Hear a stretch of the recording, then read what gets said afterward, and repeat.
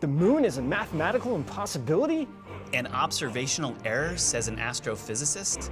Impossible metals and clouds on the moon? That and much more coming up in today's episode about our favorite satellite, the moon.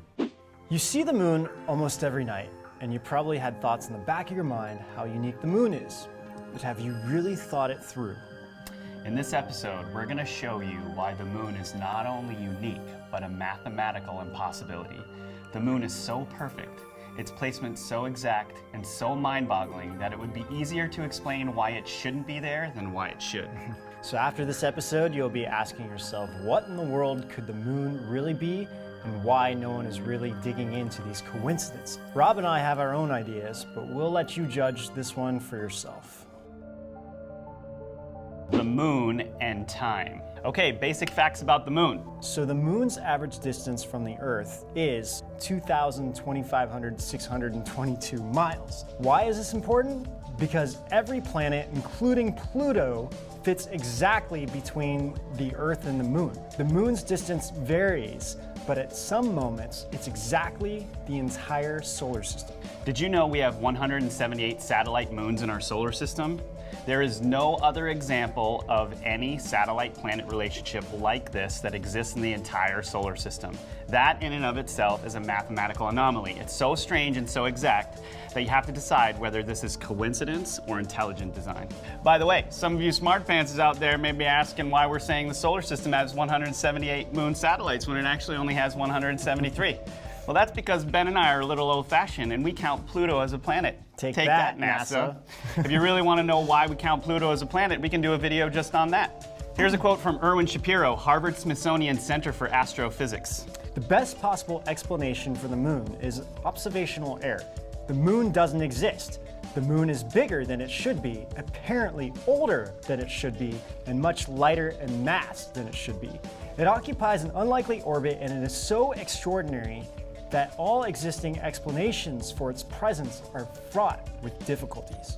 Okay, next, the strange phenomena of 108. The sun is 108 Earths wide. 108 suns fit between the Earth and the sun, and 108 moons fit between the Earth and the moon. Now think about the fact that those planets all fit in there perfectly. There is so much going on here at the same time that my melon's about to explode. What is the significance of 108? Well, let's see what cultures and history say about it. During his passion, Jesus received a total of 6,666 blows, 108 of which were to his stomach. Soon after the birth of the Buddha, 108 Brahmins were invited to the name-giving ceremony. There are 108 paths to godhood that exist in some traditions of the East. There are 108 lords of the Tao according to Taoism. 108 earthly desires, lies, and delusions in Buddhism. Did you know many Kung Fu forms have exactly 108 movements? Buddhism and Brahmin necklaces also have 108 beads. The Epistle of St. James in Christianity, whose central message is that there is no authentic faith without charitable works, contains on the whole 108 verses. Yeah, that's interesting. 108 sacred books and the holy writings of Tibet. The list goes on and on. Are all of these coincidences? How much do humans really know? The moon is a bell. This is actually my favorite one. During the Apollo 12 mission to the moon, they set up seismometers. Afterwards, they intentionally crashed their lunar module. This created an impact equal to that of 1 ton of TNT. It's like something like 1,000 sticks of dynamite, some crazy thing like that. Right, yeah. The shock waves built up for 8 minutes, and NASA scientists said the moon, quote, rang like a bell. That's fine. Maurice Ewing, American geophysicist and oceanographer, had this to say. As for the meaning of it, I'd rather not make an interpretation right now, but it is as though someone had struck a bell, say in the belfry of a church, a single blow, and found that the reverberation from it continued for 30 minutes. So Ken Johnson, supervisor of the Data and Photo Control Department during the Apollo missions, had this to say. The moon not only rang like a bell, but the whole moon wobbled in such a precise way that it was almost as though it had gigantic hydraulic damper struts inside it. You know, so this indicates that not only is the moon hollow, but that its layers consist of hard metal. So these experiments have led many people to believe that the moon is actually a purposeful creation placed there by an insanely advanced civilization. Eclipses are a freak of nature. Or not nature at all. Do you know how amazing a total eclipse is? The fact that the moon seems to be the exact size as the sun at that distance is a mathematical impossibility unless you calculate some kind of intelligent design into the equation. The prestigious scientist Isaac Asimov once said, according to all the data available, the moon in principle should not exist in that position. He also said the moon is big enough to result in a solar eclipse, yet small enough to generate a corona. Our astronomy just can't explain the coincidences among the coincidences. So why is this possible? The sun is 400 times bigger than the moon, but the sun is also about 400 times further away. Let's go over some interesting data. For the most part, the moon shines on the Earth at night and the sun shines on the Earth during the day. There isn't another example of this in our entire solar system. Well, eclipses have to do with orbit. Let's hear what William R. Sheldon, a scientist, said. In order to orbit around the Earth, a spaceship has to maintain a velocity of 10,800 miles per hour at a height of 100 miles. Similarly, in order for the moon to keep itself in its orbit to balance the Earth's gravitational force, it also needs accurate velocity, self-weight, and altitude. Basically, what Sheldon is getting at is that this is extremely unlikely. The moon to Earth-size ratio is extremely unlikely. You know what else is extremely unlikely? Have you ever thought how big the moon is? The moon is unnaturally large for a satellite. In fact, it is too large in comparison to its parent planet.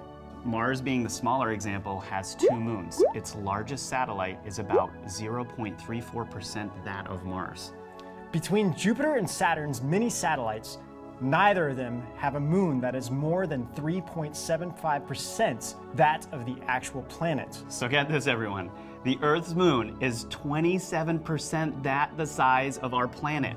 None of the satellites in our solar system has a diameter exceeding 5% of the parent planet's diameter. So to conclude, how did we get so lucky to have a moon 27% that the size of Earth's, when this example doesn't exist anywhere else in the solar system by a huge margin? Christopher Knight and Alan Butler, who wrote the book Who Built the Moon, had this to say. The moon has astonishing synchronicity, with the sun both set at the same point on the horizon at the equinoxes and at the opposite point at the solstices. What are the chances that the moon would naturally find an orbit so perfect that it would cover the sun at an eclipse and appear from Earth to be the same size? What are the chances that the alignments would be so perfect at the equinoxes and solstices? The moon's craters are way too small. So according to scientific calculations, if a meteorite of several miles in diameter hits the Earth or the moon at a speed of 30,000 miles per second, which is equivalent to 1 million tons of dynamite, the depth of the crater it creates should be 4 or 5 times that of its diameter. The meteorite craters on Earth prove this to be correct, yet the craters on the moon are strangely shallow. For example, the Gargan crater, the deepest one, is only 4 miles deep, although its diameter is 186 miles. With a diameter of 186 miles, get this, the depth of the crater should be at least 700 miles. Instead of 4 miles, which is just 12% of the diameter, another scientific impossibility. Impossible metals are found on the moon. So moon craters have a great deal of lava. What's strange is that the lava contains rich metal elements such as titanium, chromium, and yttrium, which is rarely found on Earth. Helium-3 is also found on the moon, which is an isotope that could provide safer nuclear energy and is not at all radioactive. What does this mean? Well, it wouldn't produce any wonky waste that we do here on Earth. Then why are they mining this? Ugh. I saw some reports that the cost it would take to mine would completely pay for itself. That's how valuable helium-3 is. Right. So those metals we discussed are extremely hard and resistant to both high temperatures and corrosion. Scientists estimate that it would require 2,000 to 3,000 degrees Celsius to melt these metals. But the moon has been dead and cold without volcanic activity for at least 3 billion years. So how in the world did the moon generate so many kinds of metals that require such high temperatures to melt? Moreover, analysis of the 380 kilograms of moon soil samples brought back by the astronaut shows that there is pure iron and pure titanium.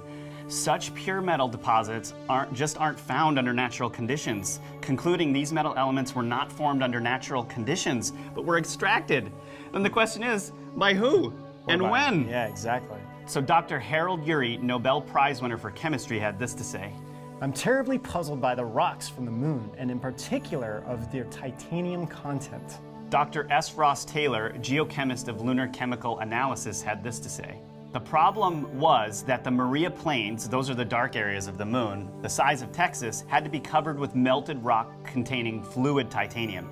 He said you would not expect titanium to ever be hot enough to do that, even on Earth, and no one has ever suggested that the moon was hotter than the Earth. Right.